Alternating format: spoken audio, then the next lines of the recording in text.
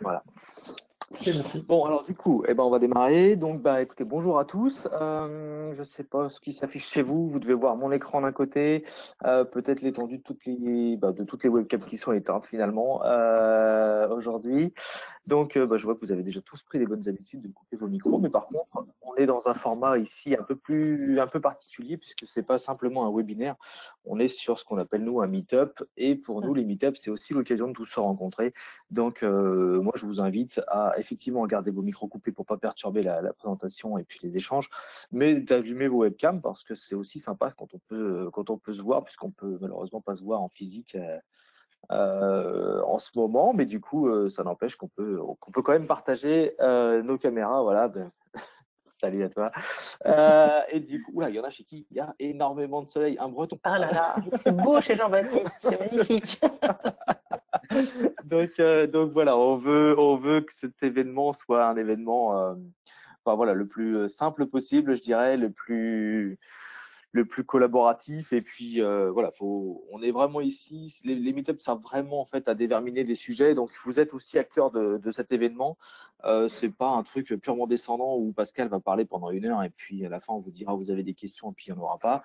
Là, l'objectif, c'est que vous vous serviez de tous les éléments qui sont à votre disposition, c'est-à-dire soit le doc Google qu'on vous a partagé dans le chat, soit le chat directement pour poser vos questions, soit d'interrompre Pascal quand vous avez une question. Enfin, il faut vraiment le faire comme si on était tous ensemble dans la même salle et autour d'une table. L'idée, c'est vraiment de lever tous les verrous, quoi. Sur des thématiques. Alors aujourd'hui, la thématique qu'on a, c'est la suite Google. On va y revenir juste un petit peu après. Donc j'en profite, mais d'habitude on le fait pas, mais là je le fais vite fait parce on a quand même beaucoup de gens qui ne sont pas, enfin on a quelques personnes qui ne sont pas membres du réseau et du coup pour qui je voudrais simplement préciser qui on est et ce qu'on fait. Et ensuite on rentrera vraiment dans le vif du sujet parce qu'on est quand même là pour ça. Donc.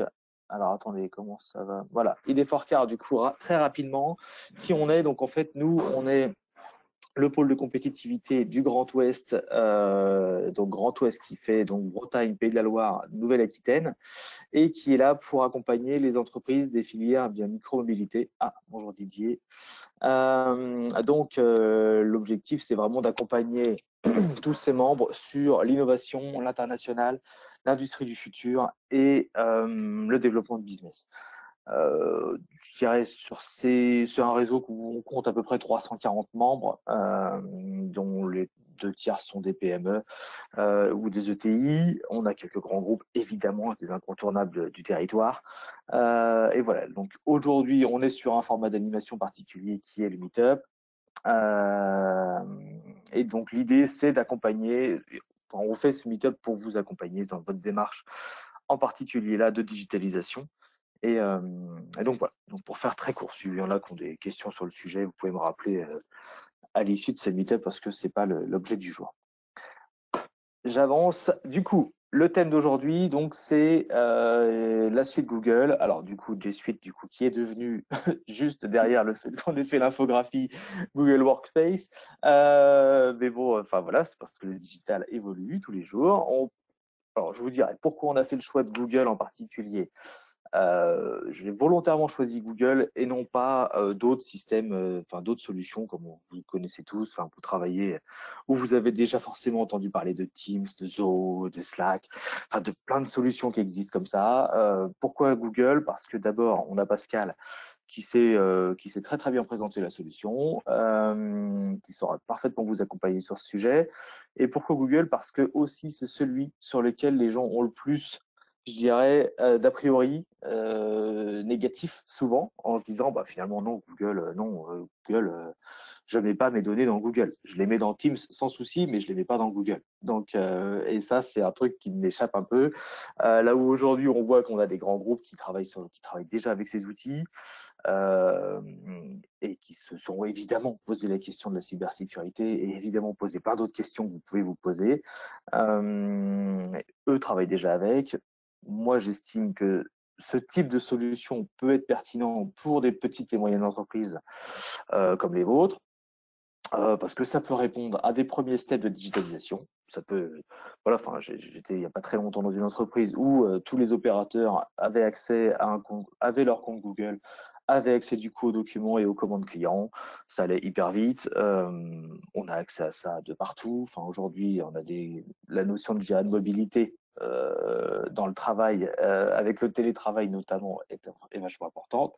C'est vachement développé. Donc, du coup, il faut on a besoin d'avoir ces informations en temps réel, tout le temps, partout, à jour. Et donc, aujourd'hui, Google répond à cette problématique. Et enfin, c'est une des solutions, mais je voulais vraiment qu'on en échange aujourd'hui. Donc, je vais passer la main à Pascal, du coup. Enfin, Simon va passer la main à Pascal. Et puis, voilà, je vous invite vraiment à être actif sur le sujet et puis à échanger quand vous avez des questions. Voilà. Merci beaucoup pour cette introduction brillante, Antoine. Merci. Donc, alors, en deux mots, donc normalement, vous devez voir mon écran. Est-ce que c'est bon pour vous? Hop, tac. Est-ce que c'est le bon écran qui est partagé? Attendez, on va se remettre là. Écran, j'ai peut-être voulu prendre la main un petit peu tôt. C'est bon. Voilà, ça va aller mieux. Merci, Simon. Super. Donc, hop, alors, je me présente vraiment en 10 secondes. Donc, je suis Pascal Weitzman. Depuis une dizaine d'années, je suis Google Partner et j'accompagne les entreprises vers plus de mobilité et surtout de travail collaboratif, donc quel que soit le type d'entreprise. Voilà. Donc, je suis bien contente aujourd'hui de vous retrouver et n'hésitez pas, comme l'a dit Antoine, l'idée c'est que ça soit interactif. J'ai à peu près une vingtaine de slides qui correspondent à peu près à 20 minutes de présentation environ. N'hésitez pas à m'interrompre en ouvrant votre micro ou en posant une question dans le chat.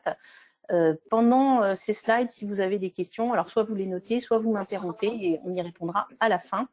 Mais voilà, l'idée c'est que ça soit le plus interactif possible. Donc, alors, comme l'a dit Antoine, oui. En effet, le temps, il y a peut-être un petit micro, éventuellement. On a accueilli Catherine. Elle se renseignait pour savoir bonjour Catherine. Où mettez les autres. Enfin, Est-ce que Catherine, vous m'entendez? Vous mettez où leur, tu vois, leur bis. Mais effectivement, il est là-dedans. Donc, je ne sais pas, Simon, je te laisse éventuellement. Je coupe le micro, je me permets de couper le micro de Catherine. Voilà. Je pense que Catherine n'est pas encore tout à fait avec nous. Voilà, merci beaucoup, Simon. Donc, comme l'a dit Antoine, il y a une plateforme qui existe depuis très longtemps. Hein. Il faut savoir que cette histoire date de 2006 à peu près et très peu connue des entreprises. Donc, je suis vraiment ravie de pouvoir aujourd'hui vous la présenter. Ça s'appelait Google Apps avant, ça s'est appelé G Suite jusqu'à il y a 3-4 jours. Et ça s'appelle maintenant Google Workspace, donc qui est un nom qui va être plus adapté, on va dire, à ce que Google embarque dans cette plateforme. Qu'est-ce que... Alors, de temps en temps, je suis un petit peu... Je préfère vous dire que je suis un petit peu directe, de plus en plus directe, parce que les circonstances font qu'aujourd'hui, je pense que les entreprises, enfin c'est mon point de vue, les entreprises ne peuvent plus vraiment attendre pour se digitaliser en interne. Et donc, j'ai des propos parfois un peu cash. Mais n'hésitez pas à réagir et à confronter vos points de vue, c'est ça qui est intéressant. Donc les objectifs, c'est faire prendre un petit peu de recul par rapport à son organisation, ses pratiques, découvrir ou redécouvrir la solution professionnelle Google Workspace qui s'appelait avant G Suite, et puis se poser la question aussi en quoi Google Workspace pourrait permettre à mon entreprise de mieux s'adapter, parce que s'adapter, c'est quand même un peu un maître mot par les temps qui courent. Donc, je vais enfoncer une porte ouverte en vous disant que le travail est de plus en plus réparti. Je pense que là, aujourd'hui, ça en est la preuve d'ailleurs. Hein, comme dit Antoine, on ne pourrait pas se retrouver physiquement avec la situation d'aujourd'hui. Donc, on a de moins en moins d'interactions physiques. Mais on a de plus en plus besoin d'être connecté en équipe, de pouvoir travailler ensemble, quel que soit l'endroit où on est. Et on s'aperçoit que c'est quand même difficile de rester connecté, informé et finalement productif dans la situation, et je pense que beaucoup de personnes, et peut-être autour du Meetup aujourd'hui, ont pu constater ça un peu à leurs dépens sur ces derniers mois. Le constat, hein, qui est mon constat, mais qui est un constat un petit peu généralisé, c'est que cette crise sanitaire, finalement, donc on a lu et entendu des milliards de choses partout, mais on a constaté quand même globalement que la majorité des entreprises n'étaient pas vraiment prêtes à affronter cette crise et le stop. Elles n'étaient pas prêtes en termes parfois de production, en termes parfois de vente et en termes plus globalement de travailler de n'importe où comme si on est au bureau. Donc, les entreprises ont cherché des solutions, hein, on est tout le temps en train d'essayer de s'adapter, et j'ai appelé ça des solutions rustines. Alors, c'est la possibilité de pouvoir le plus possible travailler à distance, hein, qui souvent s'est traduit par j'ai besoin d'une solution de visioconférence. Donc, je vais mettre en place un Zoom, je vais mettre en place un Teams pour faire de la visioconférence, mais on va avoir aussi besoin d'accéder aux fichiers à distance. Donc, on va rajouter à cette solution de visioconférence un VPN pour accéder tant bien que mal, on va dire, aux serveurs de fichiers qui sont internes à mon entreprise. On a besoin aussi de communiquer en équipe et puis des solutions de messagerie instantanée de type WhatsApp. Donc, on va en parallèle aussi. Alors, je vous donne un exemple, hein, c'est quelque chose d'imaginaire, mais je l'ai constaté dans pas mal d'entreprises que je suis allée voir. On va mettre en place un groupe WhatsApp parce que c'est une solution de messagerie instantanée très efficace.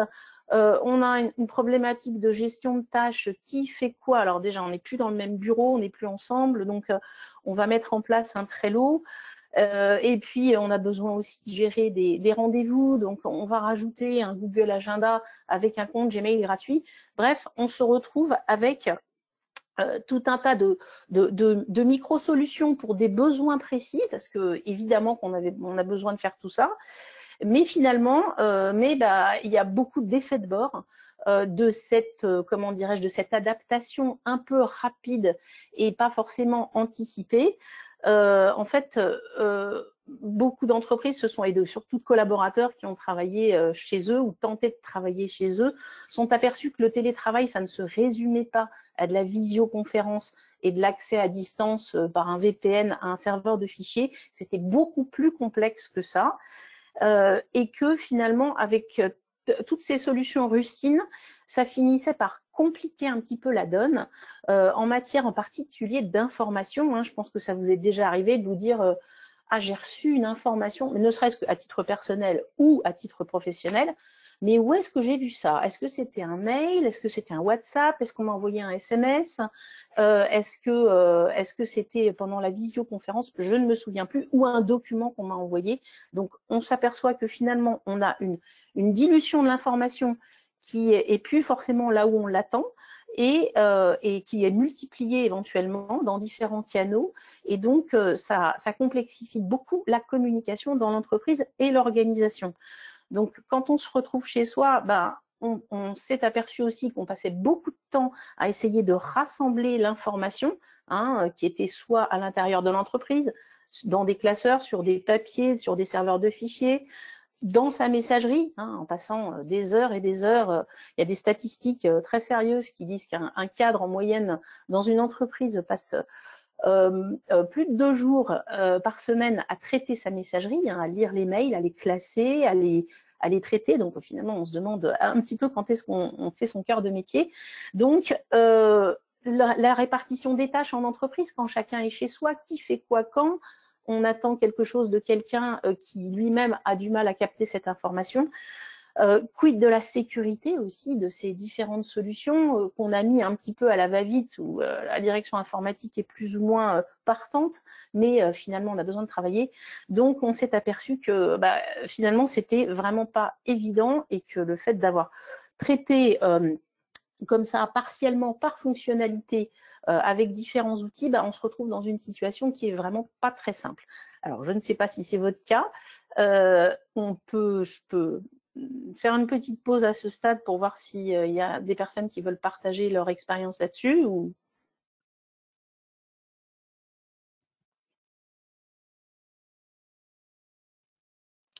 pas de micro qui s'ouvre. Marche ou pas? Donc, Si, mais je crois pas. Vous avez bien résumé la situation. C'est vrai, dans toutes les petites entreprises, c'est vrai qu'on, enfin, je le vois même chez nous, hein, c'est vrai qu'on a multiplié le nombre d'outils, mais bon, enfin, j'attends la suite parce que c'est vrai que voilà, on parle de Google, c'est vrai enfin, comme vous l'avez dit aussi en introduction, c'est vrai que la réticence, c'est la partie confidentialité, sécurité. Donc, voilà, non, je suis curieux de voir, de voir la suite. merci. C'est Olivier d'Excelcar. Je me permets aussi un petit truc parce que nous, on travaille aussi en collaboratif avec diverses entreprises qui n'ont pas forcément en plus les mêmes outils. On a des grands groupes qui sont déjà très intégrés, avec des outils qui ont été évoqués, des Teams, tout ce qu'on veut. Et puis des PME, des PMI ou des acteurs académiques qui, eux, voilà, comme ça vient d'être évoqué, ont des outils, ont de la rustine, comme vous avez dit. C'est toute une problématique, Olivier, oui, tout à fait. Le partage externe est bien entendu qui se développe de plus en plus, hein, l'interactivité entre les différentes entreprises avec des partenaires, des fournisseurs, des clients. Le partage externe de l'information est un vrai sujet. Et donc, j'irai peut-être un peu plus en détail à la fin de la présentation pour vous montrer des exemples précis de cas d'usage chez des clients, la manière dont c'est traité. Mais le fait que tout le monde n'a pas les mêmes outils et pas le même niveau de maturité dans la digitalisation complexifie encore plus l'affaire. On est tout à fait d'accord. Merci pour vos interventions, Jean-Baptiste et Olivier, n'hésitez pas. Aujourd'hui, finalement, alors la slide suivante, vous allez voir, je fais beaucoup de rendez-vous de prospection en ce moment, en particulier dans l'industrie, et j'ai énormément le même discours. Ce qui va expliquer un petit peu la slide suivante. Aujourd'hui, en fait, quel est le combat? Donc, aujourd'hui, quand je vais dans les entreprises, on me dit, écoutez, aujourd'hui, changer, s'adapter, pour l'instant, c'est pas notre priorité. Notre priorité, c'est vraiment de pédaler encore plus, comme un hamster. Enfin, j'appelle ça hamster dans la roue, mais comment dirais-je, de produire encore plus pour tenter, si autant que faire se peut, de rattraper le chiffre d'affaires, de diminuer les charges pour essayer de préserver la marge. Donc, on a un espèce, alors c'est ma perception, hein, mais on a un espèce d'attentisme qui fait que quand je pose la question, alors je parle d'une personne qui est dans une collectivité locale, où je lui ai demandé, est-ce que, Julie, comment ça s'est passé le confinement? Elle m'a dit, oh là là, c'était la catastrophe, on était avec des VPN qui marchaient une fois pas, on n'a vraiment pas pu du tout bosser de chez soi. Et je lui posais la question, alors ils n'ont pas cette problématique de chiffre d'affaires dans les collectivités, mais je lui disais, mais aujourd'hui, s'il y a une situation de reconfinement qu'on espère bien entendu pas et qu'on imagine a priori pas, mais enfin bon, c'est quand même ce qui se passe en Irlande, hein. J'avais une amie irlandaise hier soir et elle m'a dit que tous les business étaient reconfinés. Donc est-ce que vous êtes prêts aujourd'hui? Et qu'est-ce que vous avez fait évoluer? Et sa réponse était, ah non, on n'est pas du tout plus prêts qu'avant. Et donc c'est pour ça que j'ai tendance à être un petit peu électrochoc en me disant il y a un moment donné où voilà. Donc quel est le combat aujourd'hui? Est-ce que c'est vraiment de développer son adaptabilité ou est-ce que c'est toujours de repousser en disant mais on verra ça plus tard, c'est pas le moment. Il y a un moment donné où pour moi, de mon point de vue, il faut que ça soit le moment. N'hésitez pas à intervenir hein, si vous n'êtes pas d'accord, hein, bien sûr. Hein. L'idée c'est plutôt de dire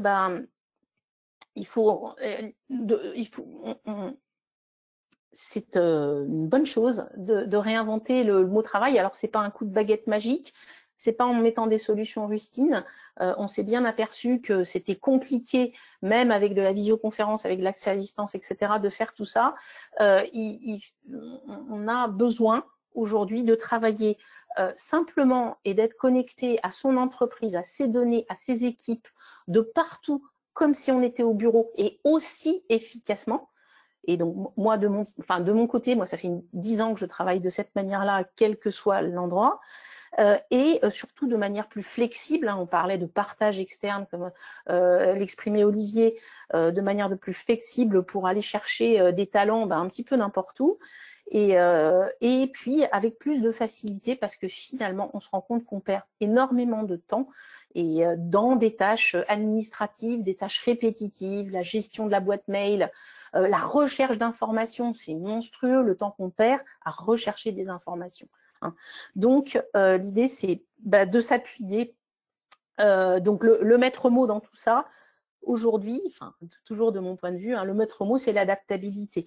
L'adaptabilité pour qui? Déjà pour les organisations, qu'elles soient beaucoup plus, comme on vient de le dire, souples, flexibles, réactives, et l'adaptabilité aussi des personnes, hein, pour conserver leur employabilité. Ça sous-entend quelque part, eh bien, se former tout au long de sa vie, et puis ne pas laisser passer le train de certaines choses. Voilà, donc alors ça c'est un petit clin d'œil. The best place to work is not a place. Donc ça c'est un scoop.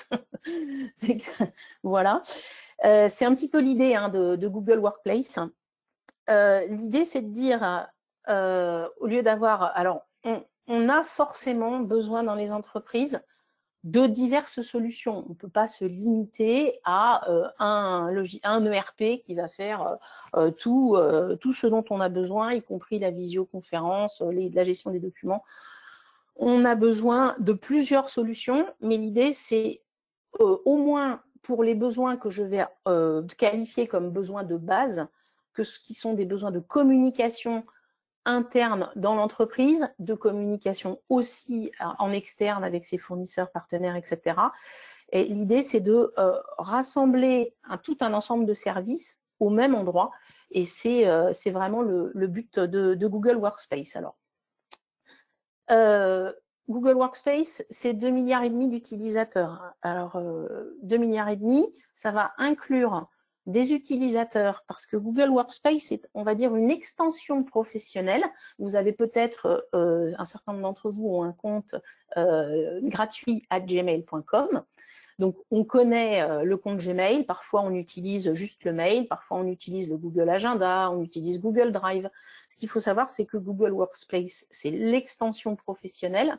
Quand je dis l'extension, c'est-à-dire qu'il y a beaucoup d'entreprises qui utilisent, parce que c'est simple, les comptes Gmail gratuits dans leur entreprise. Ça, il faut savoir que c'est un gros risque qu'on fait prendre à l'entreprise. Et je pourrais développer ce point si vous le voulez. Mais donc, ça fait partie de ces 2,5 milliards d'utilisateurs qui utilisent des applications développées par Google, soit à titre personnel, gratuit, non garanti, soit à titre professionnel dans leur entreprise avec un compte qui va être un compte qui va être par exemple pascal@digital-intuition.net. Ça, c'est mon compte Google Workspace dans lequel je vais pouvoir embarquer toutes les applications et les données qui vont bien pour mon entreprise. Voilà. Alors, je vais rentrer, sauf si je fais une petite pause, voir s'il y a des questions ou des remarques ou des...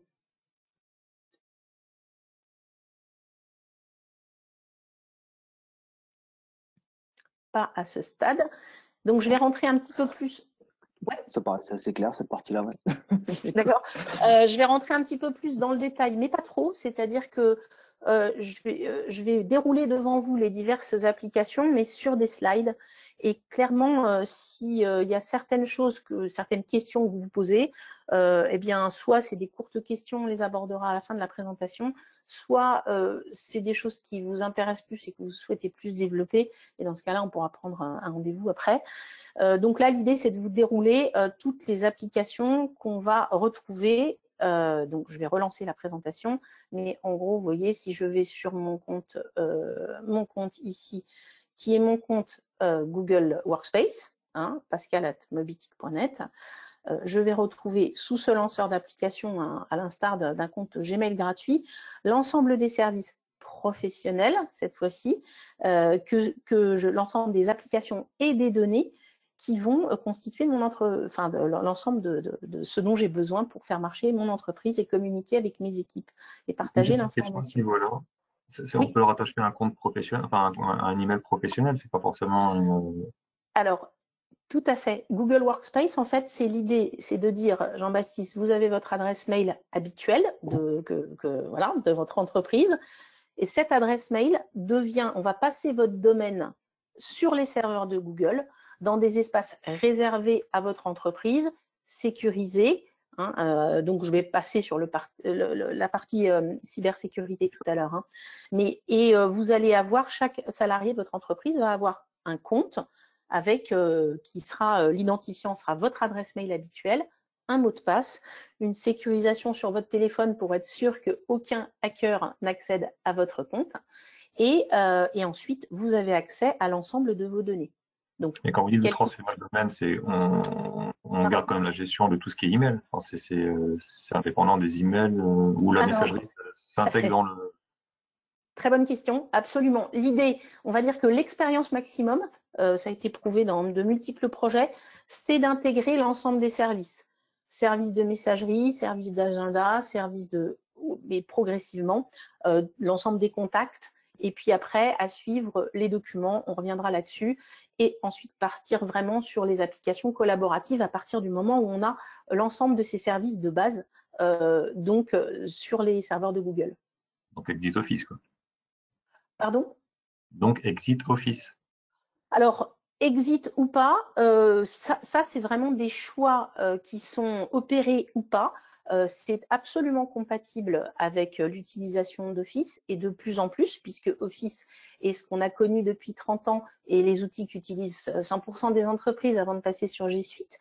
Vous avez des entreprises qui continuent, notamment pour certains postes, à utiliser Office, comme le poste de contrôleur de gestion, avec des personnes qui ont un niveau de pratique d'Excel et des développements qu'ils ont fait tels que pour ces personnes-là, ils continuent. Et en fait, on se rend compte dans les entreprises que si vous prenez une entreprise comme Veolia, par exemple, ils ont fait, eux, un choix différent. Ils ont choisi de faire des économies substantielles, non seulement sur les licences Office, mais aussi sur le matériel. Et ils sont en cours d'équipement de leurs collaborateurs, je vous parle là de quelques 100 000 personnes, de Chromebook.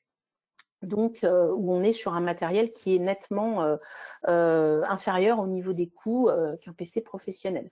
Donc, vous avez tout type d'entreprise et vous avez une complète compatibilité entre la suite Office et après, c'est justement, et j'en parlerai après, dans l'accompagnement, que avec des personnes qui ont du retour d'expérience comme moi je peux avoir ou d'autres de mes confrères, on va vous aiguiller en fonction de votre population, de vos pratiques, etc., sur le fait de conserver ou pas une partie d'Office sur certains postes ou pas, etc. Okay. Voilà. Donc, je vais reprendre ici, s'il n'y a pas de questions. Donc, en gros, clairement, vous avez compris que l'idée, c'est de ne plus avoir du tout de données sur son ordinateur, ce qui va d'ailleurs éviter d'avoir à faire des sauvegardes, ce qui va permettre d'accéder de partout. Ça, l'accessibilité est quelque chose d'extrêmement important, c'est-à-dire que toutes les données auxquelles j'accède sur mon ordinateur, qui peut être un Mac, un PC, un Chromebook, un Linux, ce que vous voulez, je vais y accéder de la même manière sur mon smartphone avec les applications de Google.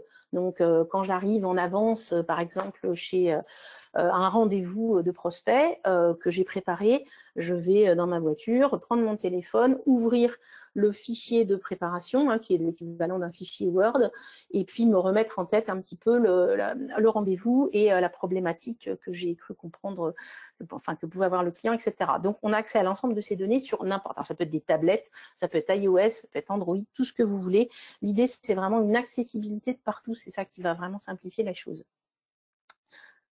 Didier, il y a une question. Par contre, j'ai vu que vous avez ouvert votre micro, mais on ne vous entend pas, Didier.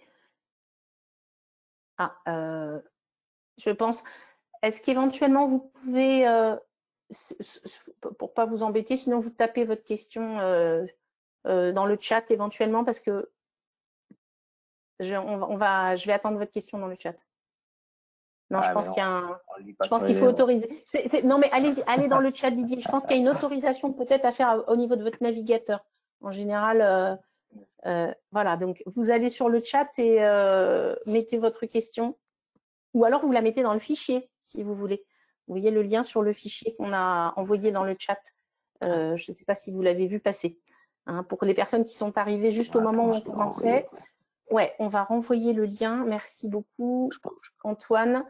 Si vous regardez dans le chat de GoToMeeting, vous allez voir qu'il y a un lien sur un fichier qui permet de poser ces questions aussi. On va trouver un moyen de répondre à votre question, de toute manière. Voilà. Voilà. Donc, super, Florian, merci beaucoup. je posais du coup. Ok, donc depuis 2 jours. Bah oui, c'est vrai que. je vais regarder la question de Didier un petit peu plus tard. Je vais enchaîner sur la description un petit peu des applications et des données. Donc, on n'a plus rien sur son ordinateur. Ça veut dire que concrètement, si mon ordinateur tombe en panne, qu'il crache, que j'ai pas de batterie, que voilà, ben, il suffit de prendre l'ordinateur à côté ou n'importe quel ordinateur que je vais acheter rapidement. Je prends toujours l'exemple de, moi, je fais un peu de voile. Là, tu as quand même 2 fois. Enfin, je t'interromps. Ouais. Non, mais tu as 2 fois la même question sur la partie. Pas 3 fois la même question sur la partie. Parce qu'on a bien compris que c'était. Effectivement, on n'a plus rien. Ouais. On n'a plus rien. On stocke tout sur le web. Et du coup, quid de si on n'a pas Internet? Tout à fait. Alors, ok, ça c'est bien entendu une question importante. Alors, oui, c'est vrai que les opérateurs, ils sont pas toujours dans une efficacité maximum, et puis ils ont été beaucoup sous pression aussi. Donc, on peut avoir des pannes Internet. Alors, si on a une panne, vous voyez là, je suis branchée de 3 manières différentes. Hein. C'est juste pour dire que on a souvent des solutions de repli. Hein. J'ai l'ordinateur qui est sur la box ADSL.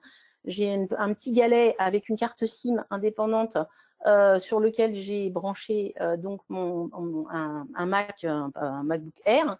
Et au besoin, si j'ai une de ces 2 connexions qui saute, je vais mettre mon téléphone en point d'accès mobile. J'imagine que c'est quelque chose que vous faites déjà. Donc, on a aujourd'hui, il est de plus en plus rare, hein, même si je vais répondre à votre question, il est de plus en plus rare de se retrouver dans des zones où on n'arrive même pas à attraper de la 3G ou de la 4G.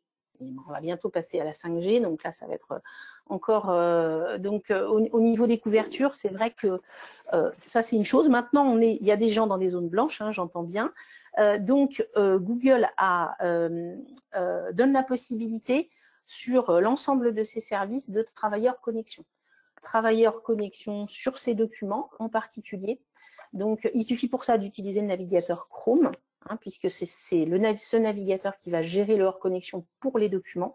Et vous allez pouvoir travailleurs connexion. Et dès que vous retrouvez une connexion Internet, hein, dès que votre ordinateur se reconnecte, automatiquement, les documents que vous avez modifiés, les modifications vont être apportées comme si vous veniez de les faire et vont se cumuler avec les choses qui potentiellement ont pu être faites entre-temps pendant que vous étiez hors connexion. Donc, vous avez la possibilité de paramétrer ce hors connexion. Internet, ok. Des zones blanches où je ne capte plus rien, il y a cette possibilité de travailler hors connexion, que ça soit sur sa boîte mail, sur ses documents. Des entreprises où on ne capte pas, c'est clair. Ça, c'est un… Donc le hors connexion, ça veut bien dire dans ces cas-là, faut une suite logicielle locale. Donc, merci pour cette très bonne question, Jean-Baptiste. En fait, ce qu'il faut comprendre, c'est que vous avez Google. Si je prends Google Drive, alors là, on rentre un petit peu dans le vif du sujet. Google Drive, c'est entre guillemets l'espace de stockage qui va vous permettre de stocker et de mettre sur le cloud l'ensemble de vos documents que vous allez organiser avec des dossiers que vous allez pouvoir partager ou pas, etc. À l'intérieur c'est non seulement un espace de stockage Drive, mais c'est aussi une suite logicielle dans lequel donc ça embarque entre guillemets l'équivalent collaboratif de Word, d'Excel, de PowerPoint, ainsi que d'autres petits outils comme Google Forms, qui est une possibilité de faire des formulaires pour des enquêtes de satisfaction, mais aussi des dessins collaboratifs. Donc on voit qu'il y a tout un tas d'applications qui sont embarquées dans Google Workspace. Donc, vous avez les applications d'un côté et les données de l'autre, ce qui fait que moi, sur mon ordinateur, je n'utilise absolument, je n'installe aucune application et je n'utilise, donc c'est pour ça que je peux utiliser un Chromebook sur lequel d'ailleurs vous n'installez pas d'application et qui est fait uniquement pour aller sur des applications qu'on dit cloud, full web ou SaaS, Software as a Service. Donc tout ça, c'est le même nom pour ces applications auxquelles on peut accéder à travers une connexion Internet. Oui, ce que je ne comprends pas dans ces cas-là, c'est quand on parle de offline, si on n'a rien en local, s'il n'y a pas de notion de réplication de données en local, Ouais. Comment on peut, si on n'a pas du tout d'internet, de toute façon, on peut pas travailler sur nos fichiers, même si on les visualise parce que la fenêtre est encore ouverte, mais on pourra pas ouvrir un Alors, fichier. si, si c'est une fonctionnalité que Google a développée sur Chrome. Et Chrome est en capacité de gérer offline vos documents. Vous n'allez pas les voir sur votre disque dur, c'est-à-dire que pour vous, c'est transparent. Par contre, vous allez, avant de quitter votre connexion Internet, dire « moi, je veux travailler », vous voyez, je veux travailler hors connexion, mode hors connexion, et Chrome va gérer cet aspect offline et va vous donner la capacité. Vous prenez l'avion, vous prenez un TGV qui n'a pas encore la Wi-Fi, vous allez pouvoir rechercher vos fichiers, ouvrir vos fichiers, les modifier et les modifications vont être synchronisées plus tard. À condition qu'ils aient été téléchargés précédemment, parce que si Alors, il n'y a pas à télécharger. En fait, vous déclenchez le mode hors connexion dès que vous paramétrez votre compte, vous n'y touchez plus et vous laissez Chrome faire le job. Donc c'est Chrome qui va grossir en mémoire, enfin, quelque part. Alors, Chrome, en fait, qu'est-ce qu'il va faire? Il va synchroniser les 4000 derniers fichiers auxquels vous avez accédé. Qu'est-ce que ça soit les vôtres, que ce soit des fichiers qu'on vous a partagés. Mais en local. Il va gérer ça à l'intérieur de Chrome. D'accord. Voilà. Et donc, Mais je vous enverrai plus. Pardon? Mais donc, faut Chrome.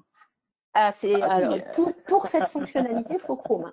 Il est clair. Non, mais je ne vais pas vous cacher que la meilleure expérience pour cette fonctionnalité, c'est forcément Chrome.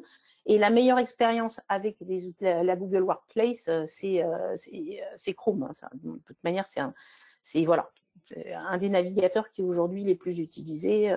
Donc oui, il faut Chrome. Alors, de crash Internet, je ne sais pas s'il y a encore des questions sur le hors connexion et sur le fait de ne pas avoir Internet. Moi, ça fait 10 ans que je travaille comme ça, que j'ai plus un seul fichier en local et que je n'ai pas été embêtée une seule fois par le fait, et je prenais l'avion, le train, enfin, je me déplaçais pas mal et dans des zones aussi bien paumées. Voilà. Ouais, je rejoins même presque en utilisant moi-même une solution concurrente, mais je rejoins Pascal sur ces notions d'offline où nous, on est toujours à droite à gauche et rarement au bureau et on a un système de serveur qu'on partage à tous les collaborateurs. Où finalement, moi, j'ai carrément fait une croix dessus parce que c'est toujours une galère pour aller se connecter dessus. Et pourtant, c'est un système tout à fait classique de serveur. On n'a rien inventé de magique, mais c'est une telle galère de paramétrage à chaque fois, etc. Il faut le VPN, il faut tout, il faut machin, et 9 fois sur 10, ça marche pas. Donc moi, j'ai carrément arrêté de travailler sur le serveur en partagé avec mes collègues, et du coup, je travaille tout sur mes documents, et online, offline, je me pose même pas la question, quoi. Enfin, ça se met à jour dès que ça retrouve Internet, et pour autant, j'ai accès à tous mes fichiers, quoi. Ton expérience, Antoine, est très représentative de ce que j'entends. Voilà, je vais n'importe où et je travaille, quoi. Enfin, voilà, c'est le bureau, c'est comme ce qu'il y avait sur cette slide. C'est voilà, meilleure place pour travailler, c'est pas un endroit. Mais l'idée, c'est d'arriver à être efficace et connecté en équipe, en étant n'importe où. Et c'est ça tout le challenge. Donc si j'ai laissé le chat là, n'hésitez pas à continuer à poser. J'ai ouvert sur le côté, je ne l'avais pas ouvert tout à l'heure là. Donc je vois passer vos questions, n'hésitez pas à les poser au fur et à mesure. Donc en gros, qu'est-ce qu'embarque la solution en matière d'application et donc de données qui vont derrière? Une solution d'email qui a l'avantage d'être connue par 2,5 milliards de personnes, en particulier les jeunes générations qui arrivent sur le marché du travail ou qui sont déjà, sont des outils qu'ils utilisent au quotidien, mais la plupart de ceux que je vais montrer, c'est une solution qui est rapidement adoptée parce qu'elle est utilisée à titre personnel par beaucoup de personnes. Donc, les boîtes mail, la messagerie instantanée, bien entendu, que ça soit en one-to-one, que ça soit une messagerie de groupe pour rester connecté à son équipe, envoyer un message rapidement je sais pas, 10 collaborateurs, 10 peintres qui sont sur des chantiers de peinture en même temps pour leur passer une information. La messagerie instantanée, c'est quelque chose qui est vraiment utile en entreprise, qui va éviter des mails et qui va développer la réactivité. sachant qu'on va pouvoir éventuellement répondre, pourquoi pas, à plusieurs messages en simultané ou tout en étant au téléphone avec un client et en posant une question à un collaborateur. Donc ça, c'est vraiment indispensable aujourd'hui en entreprise. La vidéoconférence, ça, je ne vais pas en parler parce que évidemment que c'est le premier truc qui a permis aux entreprises que les personnes soient connectées. Donc, là, il y a beaucoup d'entreprises qui ont adopté Zoom. Google Meet avait quelques métros de retard qui viennent de récupérer.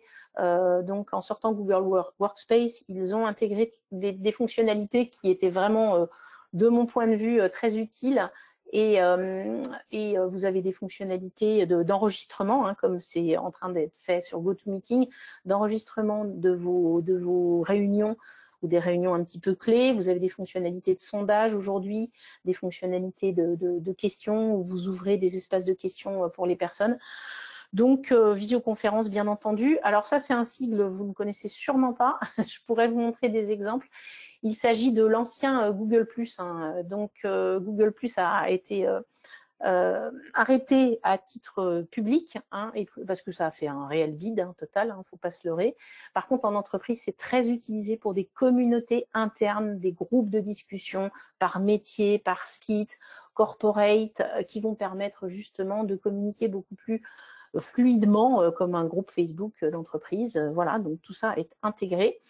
Et vous avez, alors j'ai mis YouTube, hein, qui n'est pas spécialement une partie de Google Workspace. Hein. Vous pouvez créer une chaîne YouTube, même si vous n'avez pas Google Workspace. Mais pour moi, ça fait partie des outils de communication d'aujourd'hui qui sont totalement indispensables. Communiquer à la planète, hein, avec des vidéos publiques, des vidéos de marketing, des vidéos voilà, des annonces, communiquer avec son équipe pour avoir des messages corporate, former ses équipes en créant, et ça j'ai eu l'occasion d'accompagner le groupe Barrière dernièrement sur la création de tutos. Ils ont 50 métiers, hein, le quasi-nautier, hôtelier, etc. Et ils ont créé eux-mêmes leur capital de formation au travers de tutos vidéo dans une chaîne interne, mais donc qui est réservé à l'entreprise. Donc pour moi, YouTube et la vidéo est un vecteur extrêmement important. Ça, c'est dans la communication. L'organisation, alors les Google Agenda, ils n'ont plus à faire leurs preuves parce que parfois les entreprises, c'est vraiment le service qu'elles vont aller piocher, parfois sur des comptes Gmail gratuits, s'organiser, partager ensemble des agendas, que ce soit des agendas individuels, des agendas projets, des agendas événementiels, donc aussi des possibilités de réservation de salles, de réservation de véhicules, etc. Tout ça, c'est prendre des photos dans son métier, dans l'industrie. Vous avez beaucoup de gens sur le terrain. La photo, la vidéo sont des vecteurs très importants pour, eh bien, si je fais de la maintenance de machines industrielles, eh bien, je vais prendre des photos avant, éventuellement des photos du chantier et après, qui vont me servir à la fois à mes équipes, mais aussi pour communiquer avec les clients. Donc, l'utilisation de Google Photos, la capacité de créer très simplement des albums et de les partager de manière à ce que d'autres personnes puissent même y apporter des photos. Vous allez avoir Google Keep, qui est une sorte de petit post-it numérique, hein, avec des checklists, des cases à cocher. Donc, soit vous le faites pour vous individuellement, soit vous le faites en équipe. Où vous avez c'est pas une gestion de tâches comme Trello, mais c'est des post-it numériques. Vous avez quelque chose qui s'appelle, alors je vous montrerai si vous voulez concrètement, hein, si vous avez besoin. Jamboard, là, c'est quand vous faites des brainstorming avec des post-it et que vous avez des idées et puis vous prenez vos post-it, vous les réorganisez sur un tableau. Jamboard, ça vous donne la possibilité de le faire à distance avec des personnes. Donc, vous faites des post-it, vous les réorganisez, vous mettez ça, c'est vraiment du brainstorming d'idées, de l'organisation d'idées. Alors, Google Sheets, ça, je pense que je vous en montrerai un exemple. C'est pas du tout fait pour faire des sites internet, mais pas du tout. Voilà, et c'est vraiment fait pour créer des espaces de partage d'informations, soit internes, donc on va appeler ça des intranets. Alors, soit on a un intranet pour son entreprise, ou alors on a plusieurs intranets, hein, des intranets métiers ou des intranets voilà, sur un projet particulier. C'est la possibilité de rassembler et d'organiser l'information pour la diffuser. Mais vous avez aussi des extranets Donc, c'est la possibilité de créer des sites pour ses clients ou pour ses partenaires, dans lequel, au lieu de se passer des coups de fil, je fais courte, et de s'envoyer des mails avec pièces jointes quand on a besoin d'échanger des contrats, des documents, des plans, des documents techniques, des informations, eh bien, on va dire, monsieur le client, voilà juste un lien, vous allez pouvoir cliquer sur ce lien et vous retrouverez toute l'information qu'on a à se communiquer. Ça, je pourrais vous montrer un exemple d'extranet qu'on va pouvoir créer avec Google Sites. Pas de questions. Alors, dossier et documents, ça c'est vraiment, je voulais effleurer tout à l'heure, c'est quelque chose de majeur et qui fait vraiment, qui va booster vraiment en matière de partage d'informations et de productivité, de réactivité. Je m'explique. Aujourd'hui, globalement, on a l'habitude, un petit peu comme le disait Antoine, de travailler pour les entreprises un petit peu qui ont déjà une dizaine de personnes avec des serveurs de fichiers qui sont souvent pas forcément organisés de manière optimale. Ça, c'est les clients qui me disent, prospects et clients qui me disent ça. C'est-à-dire que les gens rangent dans des dossiers et on va rechercher dans des dossiers des documents. Mais ces documents-là, on se les est éventuellement envoyés en pièces jointes aussi. Ils ont évolué, donc il y a eu plusieurs versions. Donc, quand on va chercher un document, si on va le chercher sur le serveur, on espère qu'on va au bon endroit et que c'est bien la bonne dernière version. Si on va le chercher dans sa boîte mail, on espère aussi que le mail qu'on va récupérer. Donc, on a cette problématique de fiabilité de l'information en étant un tableau de suivi, de suivi de production ou d'un tableau qui est collaboratif et qui bouge. Est-ce que j'ai vraiment la dernière version ? Ça va être résolu par Google Drive et par le fait que ce document ne va exister qu'une seule fois et que finalement, quand on aura besoin de s'échanger, de transmettre ce document, on va juste envoyer le lien sur ce document, que ce soit en interne ou en externe, et ce lien va vous amener directement vers le document unique de suivi de production, accessible aux personnes autorisées, et donc où, comme il est unique, tout le monde a la même version et dernière version sous les yeux. Et ça, c'est possible parce que le document est unique et sur le cloud. Jean-Baptiste, une question. Ouais, non, je fais le lien avec le fichier Excel que vous nous avez fait remplir là. Ouais. C'est quelque part c'est vraiment un fichier Excel évolué, en tout cas, on appelle ça Excel, mais on est sûr que potentiellement deux mêmes personnes ne peuvent pas écrire dans la même case au même moment.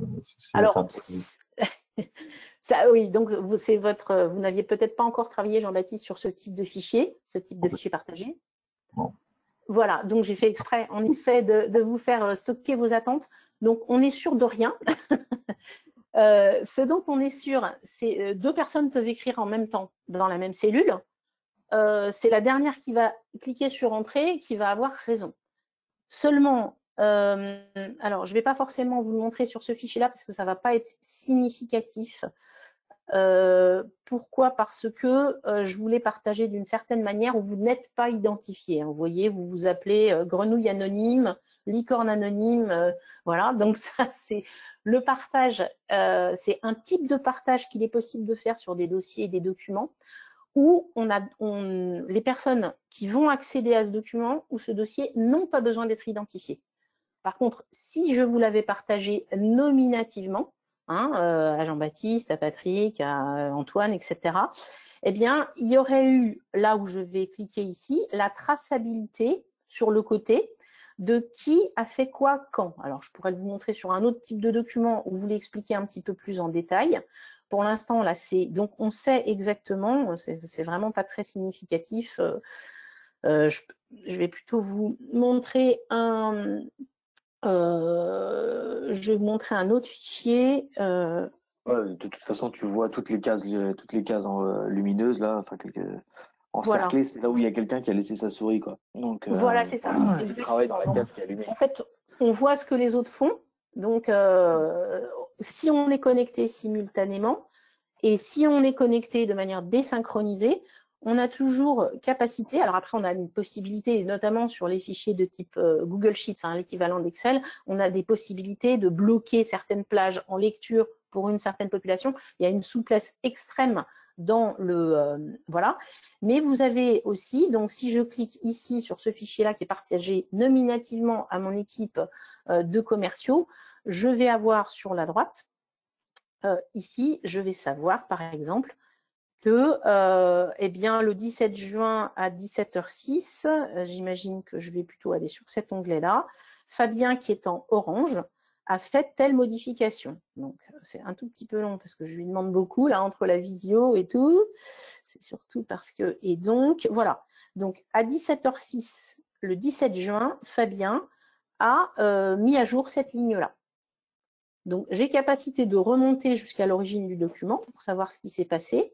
J'ai capacité, s'il y a vraiment une catastrophe, éventuellement de restaurer le document, mais on s'aperçoit que dans la vraie vie, ça arrive extrêmement peu. Et cette traçabilité qui est évidemment un pendant du collaboratif, hein, comme on est plusieurs à pouvoir modifier un même document, on doit savoir qui a fait quoi. Et Google a poussé sur ce type de document le bouchon jusqu'à la capacité de savoir sur une seule cellule, voilà, qui a fait quoi quand. Donc, on voit que moi, je suis intervenue le 9 septembre à 18h14. J'ai remplacé une formule par une valeur, alors qu'au départ, le 23 février, il y avait… Donc, j'ai possibilité sur une seule cellule de savoir qui a fait quoi quand. Donc ça, c'est… parce que… Je me permets juste, Pascal, je suis un peu désolé, mais du coup, l'heure tourne, ça passe hyper vite. Même moi, le premier, ça me… mais du coup, ça passe hyper vite. Je me dis qu'on a encore tellement de choses à découvrir que ça m'ennuie de devoir t'interrompre. Non, mais j'ai quasiment fini. Voilà. Donc, je parlais de dossier documents. Je vais juste passer rapidement. Alors, on gagne énormément de temps dans la recherche parce qu'on est sur des mots-clés. Ça, c'est assez… considérable. Je passe assez rapidement, mais je reprendrai ça en détail avec vous individuellement sur la sécurité. Excuse-moi, j'ai quand même une question, même si le temps tourne, j'ai quand même est-ce qu'il y a une différence fondamentale entre le Google qu'on utilise nous particuliers ou le Google qu'on va retrouver en entreprise? Alors, au niveau, très bonne question Antoine, au niveau de l'applicatif, et au niveau des applications et de la manière dont tu t'en sers, non. Sauf qu'il y a bien sûr des outils en plus et des fonctionnalités en plus dans la version professionnelle. Par contre, il y a deux différences fondamentales. C'est que ce que tu utilises à titre gratuit et non, comme toute utilisation gratuite, est non garantie par Google, tu te fais hacker ton compte Gmail, tu le récupères ou pas, et toutes les données qui vont avec. Donc, c'est là où il y a un réel danger d'utiliser en entreprise, ton compte @gmail.com. Donc, Google, il n'y a pas de garantie contractuelle de Google puisque c'est gratuit. Et la deuxième chose, c'est qu'il n'y a pas de notion de propriété d'entreprise des données sur des comptes Gmail, puisque des comptes Gmail sont individuels. Et chaque personne qui va créer un document, elle va en être propriétaire. Et si on se fâche avec le commercial qui a créé le fichier avec tous les clients, quand il va arrêter de vous partager son fichier qui était sur son compte Gmail perso, vous avez toutes les données qui disparaissent. Donc ça, c'est pas gérable. Et il y a une foule d'entreprises qui travaillent avec des comptes Gmail gratuits. Voilà. Je termine très vite. Vas-y. Sécurité. J'avais la réponse à ma question, mais je trouvais que c'était intéressant de les avoir. Je me doutais. Sécurité. Alors, bien sûr, il y a une administration des comptes, des applications, du niveau maximum de partage qu'on va autoriser aux utilisateurs, par exemple sur Drive, au niveau des agendas. Vous avez une capacité de gérer des flottes de tablettes, des flottes de téléphones en iOS, en Android, de gérer aussi les applications qui sont sur ces flottes-là. Et sachant qu'on va de plus en plus vers des utilisations du téléphone personnel. Donc ça, avec on fait des accords avec les salariés, on leur donne éventuellement un petit montant pour qu'ils puissent renouveler leur matériel. Ça s'appelle le Bring Your Own Device, qui est de plus en plus usité, notamment dans les startups. La cybersécurité. Donc, je vais passer rapidement. Il y a Google explique beaucoup mieux que moi comment est-ce qu'il sécurise ses données. Alors, il est en anglais, c'est vrai, mais il y a de très bons traducteurs par Google notamment. Donc, il faut savoir que c'est le métier de Google de sécuriser les données, mais que ce n'est a priori, je pense, pas le vôtre ni le mien. Et qu'en entreprise, en fait, on est obligé de faire, à travers l'informatique, de pratiquer un métier qui n'est pas le sien. Et moyennant quoi, on a peu de moyens, entre guillemets, de contrôle pour voir si on est absolument sûr que ces données sont sécurisées. On est obligé de faire confiance à des matériels, à des éditeurs, à des compétences, et on n'est pas en capacité de les contrôler. Enfin, je la fais un petit peu courte. Donc Google, c'est son métier de sécuriser des données. Je vais lire la question de Didier après. Hein. Je vous transmettrai, vous aurez le lien sur cette presse.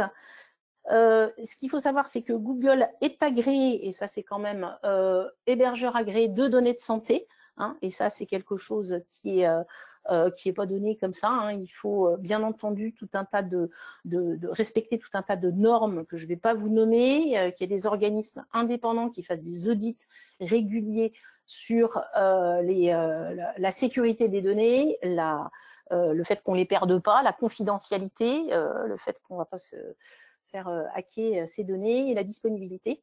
Et puis si on prend une entreprise comme Valeo depuis 2007, et sur ce type de solution, c'est pas la seule entreprise du CAC 40. Il y a d'autres entreprises, d'autres industries comme Air Liquide. Air Liquide, j'ai eu d'ailleurs l'occasion, et j'ai toujours l'occasion de les accompagner très régulièrement sur des projets. Et vous avez Airbus en 2018 qui a pris la décision, et d'ailleurs le patron d'Airbus a clairement dit: moi, je choisis, ça c'est par rapport à ton petit speech de début, Antoine, je choisis clairement la solution Google parce que je souhaite que les équipes fassent évoluer leur pratique de travail vers plus de collaboratifs. Et pour ça, la solution Google est disruptive et très collaborative. Et si on conserve des outils qui, entre guillemets, viennent d'hier, je crains que mes salariés n'évoluent pas sur leur pratique de travail. Donc ça, c'était vraiment le discours du patron d'Airbus au niveau du passage. Je passe vite sur le déploiement. Attends, ouais. Attends, juste si on peut répondre à Audrey, qui dit Audrey, qu'elle a l'impression qu'elle va se faire aspirer ses données par des Américains. Alors. Chez Microsoft, vous n'avez pas cette impression? Alors, Audrey, je comprends très bien votre comment dirais-je, votre remarque. Il se trouve qu'on a fait des tentatives en Europe de cloud, en France notamment. Je ne sais pas si vous avez entendu parler de CloudWatt et de Numergy, hein, qui ont été on a cherché à faire un cloud souverain. Il se trouve que pas plus en France qu'en Europe, globalement, on a réussi à créer des solutions SaaS comme nous les propose, hein, c'est pas compliqué aujourd'hui, du cloud, des hébergeurs cloud qui ont les qualifications des qualifications telles, il y en a 4 dans le monde. Hein. Là, je parle de cloud au sens large, hein, pas uniquement de solutions SaaS. Des hébergeurs cloud, vous avez Google, Microsoft, vous avez AWS, hein, qui est majoritaire, qui a 47% des parts du marché, vous avez Alibaba Cloud, les Chinois. Et donc, sur des solutions SaaS, aujourd'hui, il y a 2 acteurs qui sont en mesure de vous donner des solutions toutes intégrées. Il y a Microsoft et il y a Google. Donc, les Européens, et alors après on peut dire moi je veux pas y aller, dans ce cas-là on n'y va pas, et puis on fait ce qu'on peut. Moi pour ma part j'ai décidé pour mes clients de choisir pour moi un des hébergeurs les plus innovants et les plus voilà. Donc il y a une garantie contractuelle de Google, vous êtes propriétaire de vos données, les personnes de Google ne vont accéder à vos données que sur votre demande si vous avez des problématiques particulières. Voilà, donc eux-mêmes, bien entendu, signent des NDA, etc.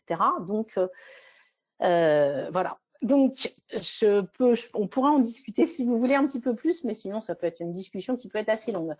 Pourrait-on avoir la même chose, mais en plus condensé que là, une approche Microsoft pour les opposer, car là, c'est quand même partisan. Alors, oui, c'est partisan, tout à fait. Je suis tout à fait d'accord avec vous, Didier. Je suis absolument... Mais d'ailleurs, Antoine a fait ce choix-là. Il savait très bien, il me connaît, Antoine, il savait que j'allais avoir un discours comme ça. Moi, j'ai choisi ces outils parce que je l'ai. Parce que pour moi, Google est né dans le cloud et que c'est aujourd'hui le plus collaboratif. Et moi, ce qui m'intéresse, c'est d'aider les entreprises à développer l'intelligence collective au sein de leur entreprise. Voilà, donc c'est pour ça que je m'appuie sur ces outils qui sont très éloignés de la technique, sur lesquels il n'y a plus du tout d'emprise sur le poste, ce qui n'est pas forcément le cas de l'autre solution. Et donc, moi, j'ai fait ce choix-là. Et forcément, il est partisan. Donc, je vous encourage vivement. Je peux vous donner d'ailleurs le nom d'une entreprise. Hein. Je peux vous renvoyer. J'ai des partenaires qui font entre guillemets à peu près le même métier que moi sur les outils Microsoft. Et je vous enverrai vers eux ils font des présentations régulières. Donc, si Antoine n'en organise peut-être que tu en organiseras une sur l'équivalent Microsoft, mais sinon, moi, je peux vous envoyer sur des partenaires qui vous présentent. Donc, je vous encourage à aller voir en effet et à tester l'autre solution. Je suis tout à fait d'accord. Voilà, on innove. C'est pour ça qu'on y est sensible, bien sûr. Bien sûr, Audrey, je comprends tout à fait dans votre remarque. Alors, pour la question d'Isabelle, là, je crains de ne pas être suffisamment. Je vais plus creuser sur votre question. Je ne suis pas capable de vous répondre pour l'instant. Ce qu'il faut savoir, c'est que dans Google Workspace, il y a des API et il y a la possibilité, en tous les cas, de faire des ponts applicatifs, d'intégrer des données dans Google ou d'en extraire. Il y a des API dans tous les sens qui sont utilisables par les développeurs pour faire des ponts applicatifs. Et vous avez un AppSheet qui est sorti il n'y a pas longtemps, sur lequel je vous enverrai des informations. Je ne sais pas si ça pourra répondre précisément à votre question, parce que je ne connais pas suffisamment Power Automate et Power Apps. Mais je creuserai la question et je vais vous envoyer ces liens sur AppSheet. Alors OVH, OVH c'est juste un hébergeur. C'est un hébergeur significatif européen, mais OVH c'est essentiellement un registraire. OVH ne propose pas de plateforme collaborative SaaS. C'est en ça, bien sûr, c'est un hébergeur cloud européen, voilà, qui a les meilleures possibilités de disponibilité, etc., comme on peut le faire en Europe, qui ne sont pas toujours comparables, mais il n'y a pas de proposition de service de plateforme collaborative. Voilà, il y a déjà Didier qui réagit. Là, OVH, je crois qu'il y a eu quelques petites indisponibilités. Ouais. Voilà. Donc, un dernier mot en disant que ce qui est important dans ce type de projet, alors bien sûr, il y a le déploiement dans lequel on va créer les comptes, migrer les données, les mails, les agendas, les contacts, organiser en interne ou en externe le support, c'est-à-dire toutes les questions, parce que ça, c'est des applications qui n'ont pas de bugs et qui marchent tout le temps. Mais ce qui est important, c'est la conduite du changement, c'est-à-dire comment faire pour profiter au maximum à moyen terme, parce que c'est pas un coup de baguette magique, de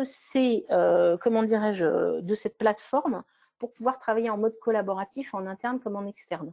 Donc, il y a plusieurs étapes. On se fixe des objectifs qui ne sont pas les mêmes suivant les entreprises, suivant les activités. Il y a bien sûr un diagnostic de l'existant. Il y a beaucoup de communication auprès des équipes, parce qu'on ne force pas les gens à changer.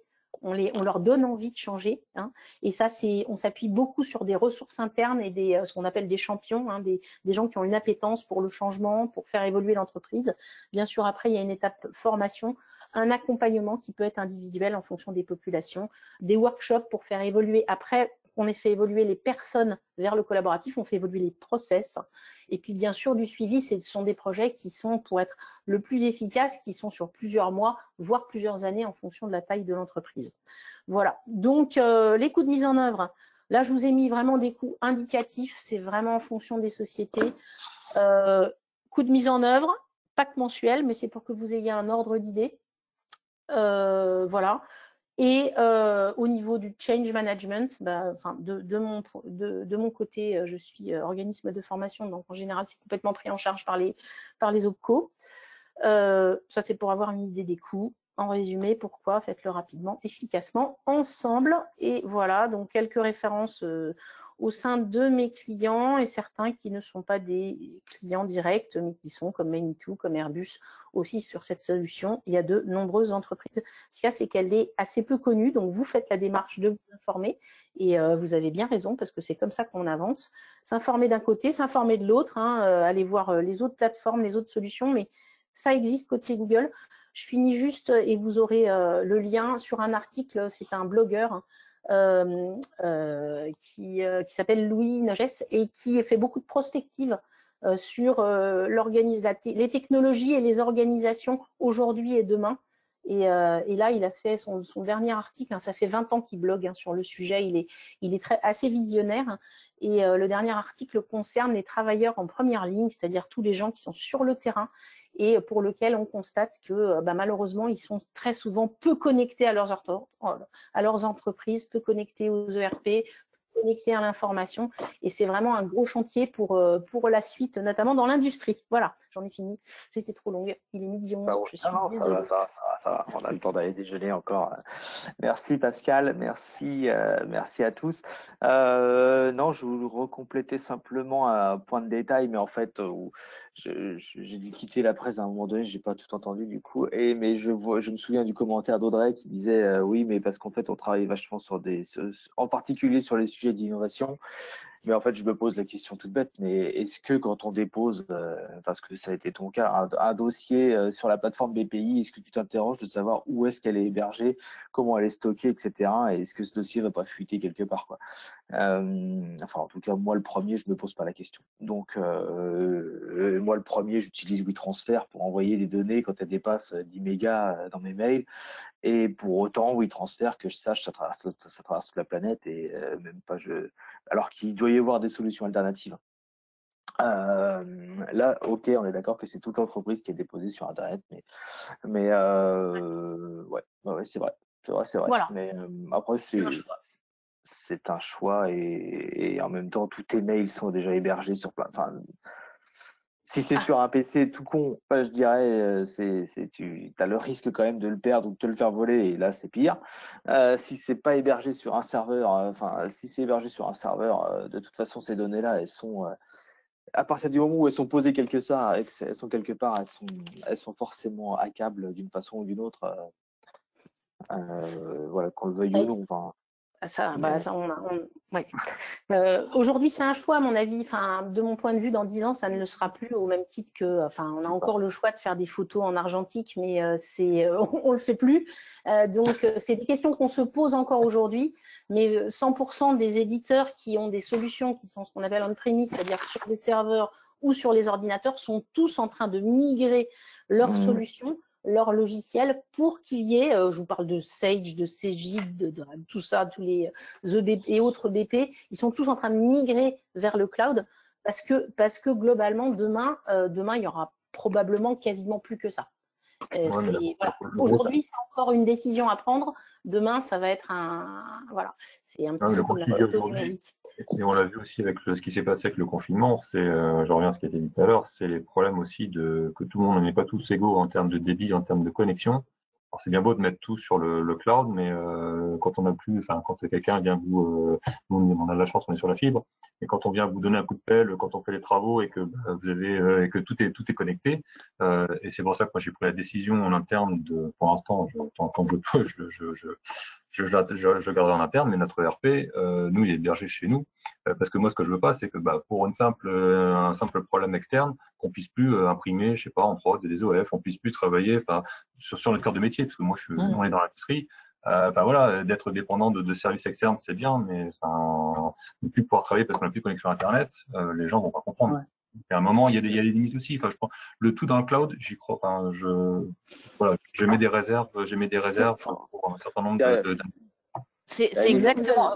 Ah ouais, c'est exact. Ça c'est Audrey là, parce que je parle pas beaucoup, j'écris, mais c'est exactement la même chose qu'on s'est posée là avec les 2 jours de coupure. On s'est dit si on était dans le cloud, parce qu'on n'arrête pas d'hésiter, parce qu'on a des commerciaux qui se baladent et du coup, c'est vrai que c'est la galère, c'est la grosse galère. Et si on a été dans le cloud, on était fichus quoi. Alors non, dans le cloud, moi ça fait 10 ans que je ne travaille que dans le cloud et je vous dis avec solution. Mais par contre, il faut avoir le matériel. Si vous êtes que sur PC câblé, etc., c'est vrai qu'il y a une évolution à apporter de ce côté-là pour avoir des solutions plus mobiles au niveau matériel ou des tablettes ou tout simplement des PC portables ou avec carte Wi-Fi. Et vous n'êtes pas bloqué quand les entreprises, mes clients qui sont complètement sur le cloud, ne sont pas bloqués quand ils ont une coupure Internet. Je pense qu'il nous manque peut-être une formation en fait ou une explication plus détaillée pour comprendre quelles sont les parades quoi. Parce que là on est allé chez Orange en catastrophe pour récupérer un truc qui marche pas du tout. Enfin c'est une cata. Et alors si vous voulez, on creuse.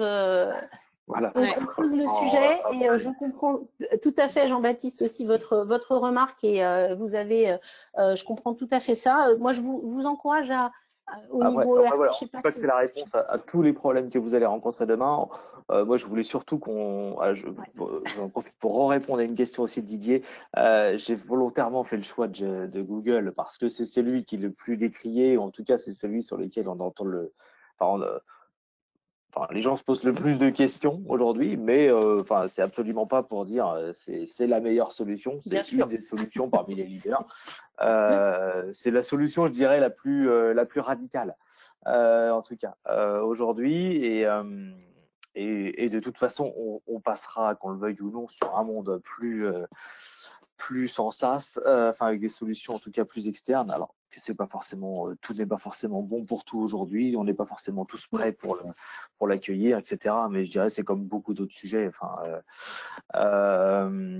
C'est comme oui, il y a beaucoup d'autres sujets comme ça. On pourrait faire le parallèle avec la voiture électrique. Ça répond oui à des usages. Ça peut être génial dans plein de cas, mais moi aujourd'hui ça répond absolument pas à mes besoins. Donc moi le premier. Oui, donc du coup donc du coup, ce que je voulais surtout vous dire aussi à travers ça, c'était vous présenter les outils pour que vous commenciez à switcher en mode ok, il y a des solutions qui existent. Tiens, demain, je voudrais apporter de l'information au poste à mes opérateurs, ou je voudrais que mes commerciaux soient plus agiles, etc. J'ai des solutions qui existent. Commençons à faire le premier pas. Ça fera sûrement pas tout, mais ça fera des choses, quoi, déjà. Donc oui, c'est sûr que je peux apporter de l'information au poste à mon opérateur dans un sens, ouais, mais il va avoir besoin de me la remonter dans l'autre. Ouais, mais déjà commençons par ça. Allons-y par petits pas en logique de quick win. Tu vois, il faut aussi éduquer les gens sur ces nouvelles technos. Mais je dirais Google, ça fait partie des grosses solutions que les gens utilisent à la maison déjà. Les ordinateurs, les Chromebooks dont parlait Pascal tout à l'heure, c'est vrai que moi, c'est des solutions qui existent depuis déjà un moment, mais qui n'étaient pas hyper démocratisées, mais qui le deviennent. Maintenant, c'est vrai que pour 300 balles, on a un PC qui tourne avec uniquement la suite Google. C'est sûr que ça a des freins aussi, mais ça peut faire le taf dans plein de cas aussi. Hein.